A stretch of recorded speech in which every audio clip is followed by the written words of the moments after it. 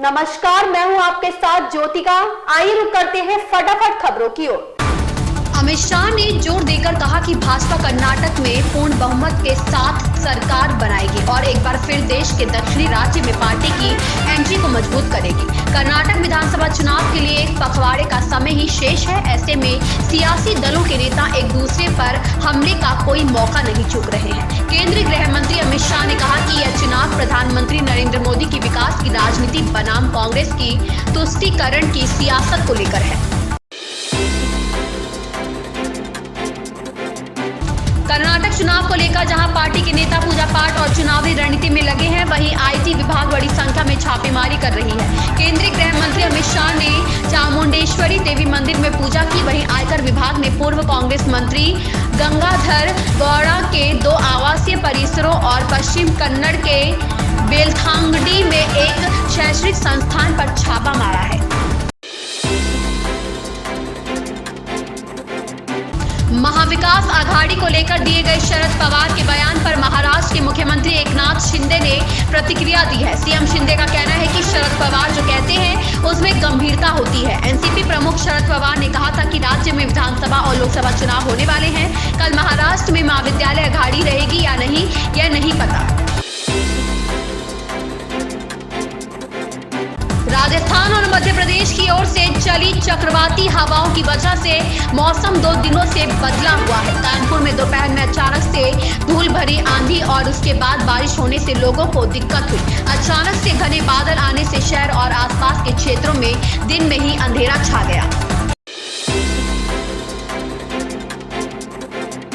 दिल्ली के मुख्यमंत्री अरविंद केजरीवाल ने सोमवार को श्रम विभाग के साथ बैठक की और अधिकारियों को शहर के मजदूरों के लिए घर और छात्रावास की व्यवस्था करने का निर्देश दिया। केजरीवाल ने विभाग को आदेश दिए कि सरकारी सुविधाओं एवं योजनाओं को दिल्ली में पंजीकृत सभी 13 लाख श्रमिकों तक पहुंचाने के लिए काम हो।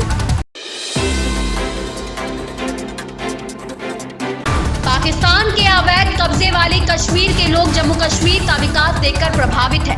पाकिस्तानी सेना आतंकी और धार्मिक कट्टरपंथियों के डर से भले ही खुलकर वे यह नहीं बोलते कि उन्हें पाकिस्तान से पूरी तरह आजाद होना है, लेकिन जब जम्मू कश्मीर और लद्दाख के विकास को देखते हैं तो उनके मुंह से सहज ही निकलता है कि उन्हें आजाद कश्मीर के नाम पर धोखा और शोषण मिला है। बॉलीवुड के पहले सुपरस्टार कहे जाने वाले दिवंगत एक्टर राजेश खन्ना की दीवानगी किसी से छिपी नहीं रही। शानदार अभिनय के बूते काका ने फैंस के दिलों पर राज किया, मगर शुरुआत में उनका थिएटर का अनुभव इतना अच्छा नहीं रहा। रिपोर्ट्स के मुताबिक राजेश खन्ना जब पहली बार स्टेज पर चढ़े थे तो एक लाइन भी नहीं बोल पाए थे। डर के मारे उनकी हालत खराब हो गई थी। इस राह में उन्हें कई कड़वे अनुभव हुए।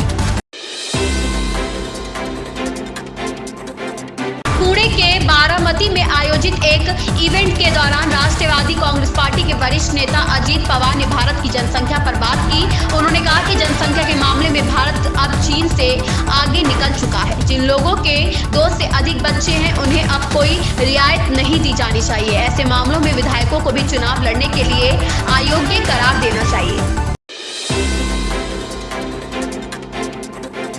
महाराष्ट्र की सियासत में एक बार फिर से उथल-पुथल शुरू हो गई है। सांसद संजय राउत ने दावा किया है कि अगले 15 से 20 दिन में राज्य के एकनाथ शिंदे सरकार गिर जाएगी। वहीं राउत की पार्टी के प्रमुख उद्धव ठाकरे ने कहा है कि राज्य में चुनाव कभी भी हो सकते हैं और इसके लिए उनकी पार्टी तैयार है।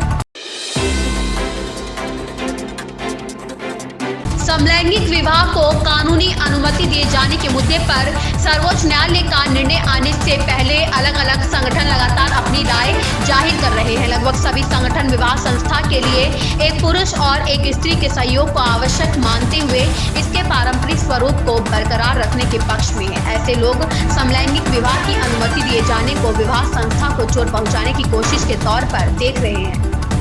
इन खबरों में बस इतना ही। बने रहिए हमारे साथ।